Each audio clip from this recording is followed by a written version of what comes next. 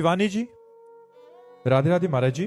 महाराज जी, जीवन की हर एक परिस्थिति में हम किस तरह अपने हृदय में निर्भयता लाएं, निश्चिंतता लाएं और निर्द्वंद रहें? ये तो शरणागत का लक्षण है। जब तक भगवान की शरणागति नहीं होगी तब तक हम निश्चिंत नहीं हो पाएंगे, निर्भय नहीं हो पाएंगे, निशोक नहीं हो पाएंगे, संशय रहित नहीं हो पाएंगे, विपरीत भावना का त्याग नहीं कर पाएंगे। ये लक्षण होते हैं शरणागत के।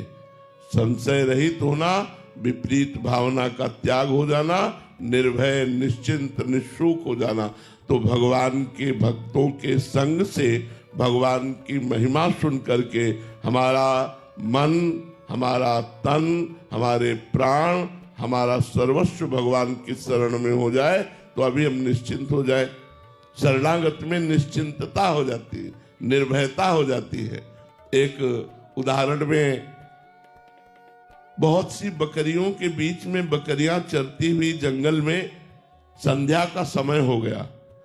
तो एक बकरी नए नए वृक्षों की कोप चुनने के लोभ में वो भूल गई अपने परिकर को, और चरवाहा सब बकरियों को ले गया। और उसको जब होश आया तो अंधेरा होने को था। उसने सोचा मैं तो मारी गई, क्योंकि अब मेरा कोई रक्षक नहीं है, जंगल का कोई भेड़िया या सिंगारी हमको खा जाएगा। सोचा चलो पानी पी लेते हैं, समीप में नदी थी और जैसी जो होना होगा हो जाएगा। वो बकरी गई और जल पिया तो वहां एक देखा पंजा, बहुत ही बलिष्ठ पुरुष का पंजा लगा। थोड़ी ही देर हुई थी कि वहां पानी पीने के लिए भेड़िया आया। उसने देखा बकरी प्रसन्न हो गया कि पानी भी मिल गया और भोजन भी मिल गया। जेवी बकरी की तरफ बढ़ा, बकरी ने कहा पंजा देख लो। उसने देखा ये पंजा तो शेर का है, मतलब बकरी की मित्रता शेर से है। वो भाग गया। जब वो भागा तो उसे और विश्वास हो गया उस पंजे पर। जो भी पशु आता हिंसक, वो उसे यही कहती इस पंजे को देख लो। सिंह आया, सिंह ने दहाड़ मारी, बकरी ने कहा इस पंजे को देख लो, शाम से लेकर अभी तक मेरा बाल भी बांका नहीं हुआ इस पंजे के कारण। तो सिंह ने कहा अच्छा, हमारे चरण चिन्हों पर तुम्हारा इतना विश्वास है तो ये मेरा ही चरण चिन्ह है, अब तुम निर्भय हो जाओ। इस जंगल में किसी की ताकत नहीं कि तुम्हारी तरफ देख सके। उदाहरण में भगवान के चरणारविंद सबसे बलिष्ठ है। यदि हम भगवान के चरणों का भरोसा ले ले तो काल भी भयभीत हो जाए। समुझ जाए शरण ते डरत ना काल डर, दियो दान तिन भय द्वंद दुख सब घटे, नित नित नौ नौ प्रेम कर्म बंधन कटे। कर्म बंधन कटे, कटे कर्म बंधन संसारी, सुख सागर पूरी तति भारी। विधि निषेध श्रृंखला छोड़ावे, निज आलय बनान बसावे। यदि हम भगवान की शरण में हो जाए, आचार्य की शरण में हो जाए, गुरु की शरण में हो जाए तो हमारा कोई बाल बांका नहीं कर सकता। आपको हम अपने जीवन के अनुभव की बात बताते हैं। बहुत से संकटों की, बहुत सी विपत्तियों की और बहुत सी गलतियों को भगवान ने ऐसे माफ कर दिया और आगे बढ़ाया। जहां हमको गिर जाना चाहिए वहां हमें उठा लिया गया। देखो, शरणागत भक्त यदि गिरता भी है तो जैसे खिलाड़ी के हाथ का फुटबॉल नीचे पटका जाता है तो गिराने के लिए नहीं, वो उठाने के लिए। फुटबॉल पटका और मारा कि वो लक्ष्य को चूम लिया। ऐसे ही अगर भक्त कहीं गिरता भी है तो भगवान उसको एक झटके में ऐसी ऊंचाई पर पहुंचा देते कि दोबारा कोई विषय उसे परास्त न कर पाए। इसलिए निश्चिंत, निर्भय और निर्द्वंद होने के लिए एकमात्र भगवान की शरणागति है।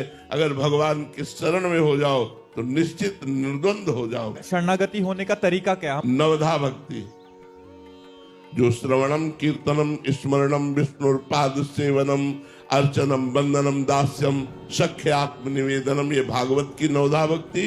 और रामचरितमानस की नवधा भक्ति, प्रथम भगति संतन कर संगा, शरणागत होने के लिए पहला काम क्या करना है? सत्संग करना है, संतों का संग करना है।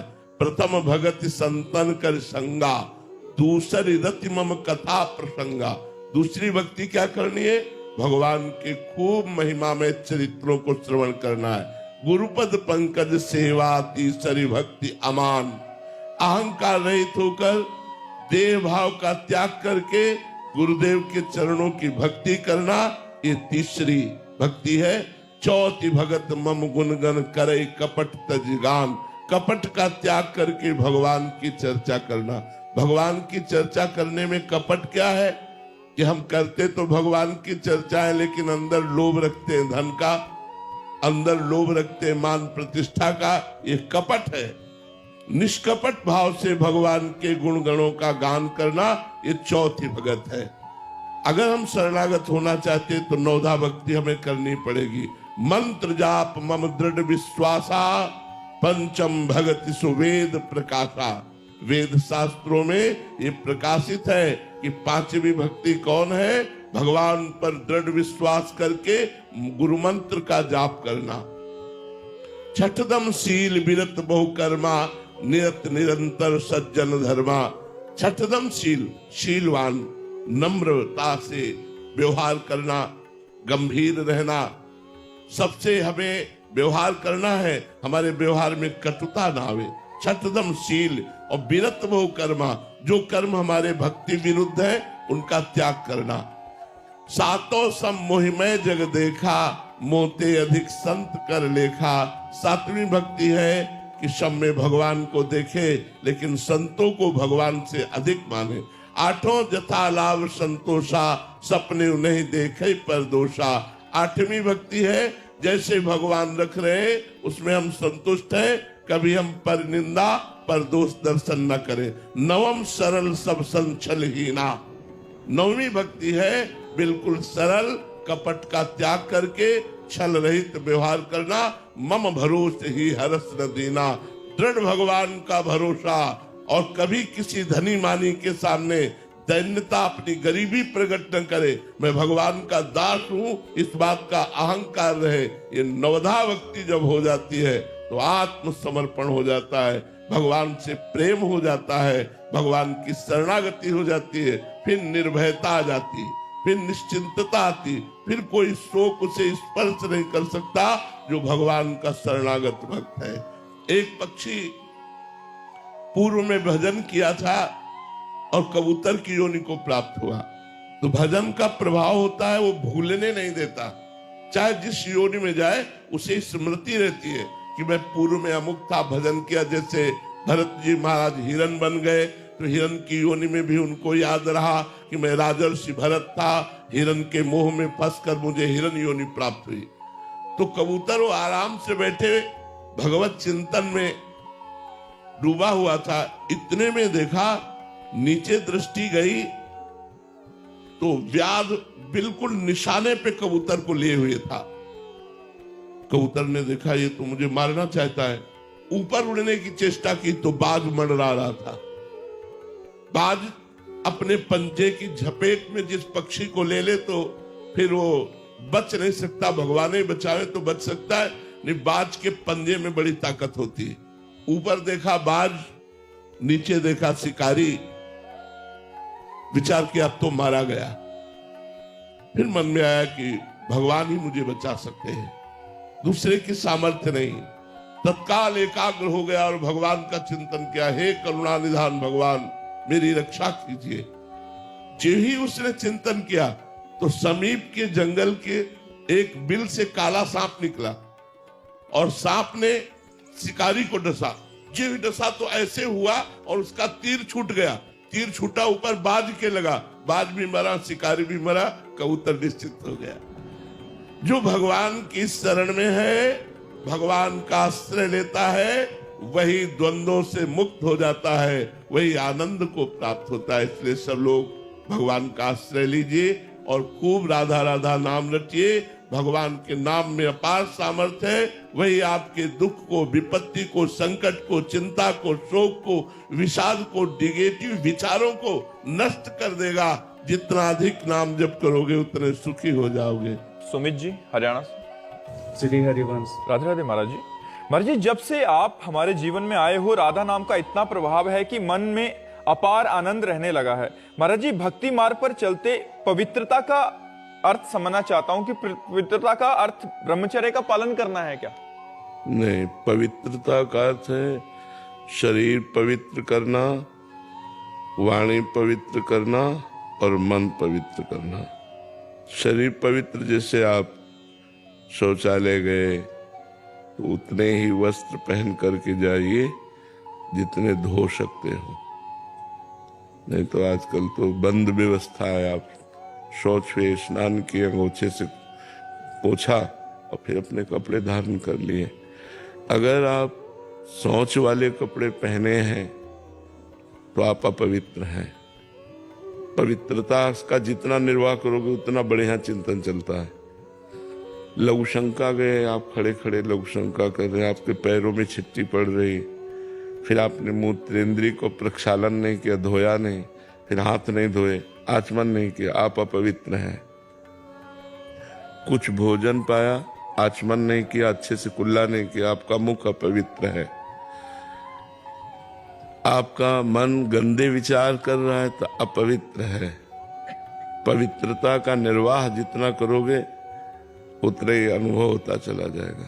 अब जैसे हमें भोजन पवा दिया जाए तो हम पता चल जाएगा कि बनाने वाला क्या सोच रहा था, कैसे बना रहा था।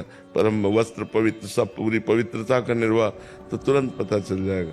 तो ऐसे हम पवित्र रहें तो हम अपने मन को जान सकते हैं, अपनी बुद्धि को जान सकते हैं, मन बुद्धि को भगवान में लगा सकते हैं। अब हमारा मन कहाँ गया क्या, इसलिए पवित्रता का निर्वाह करना अत्यंत आवश्यक है। ब्रह्मचर्य यम नियम में आता है, संयम में। ब्रह्मचर्य और पवित्र करता है। ये तो बाह्य पवित्रता है, ब्रह्मचर्य आंतरिक पवित्रता करता है।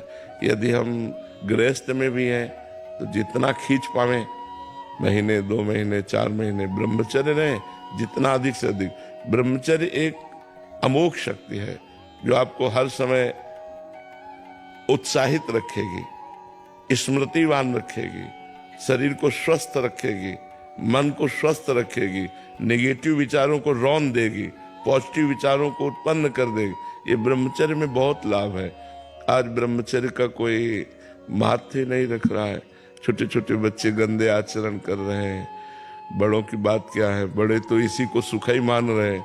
शराब पीना, मांस खाना, बेविचार करना, यही लक्ष्य ही रह गया है।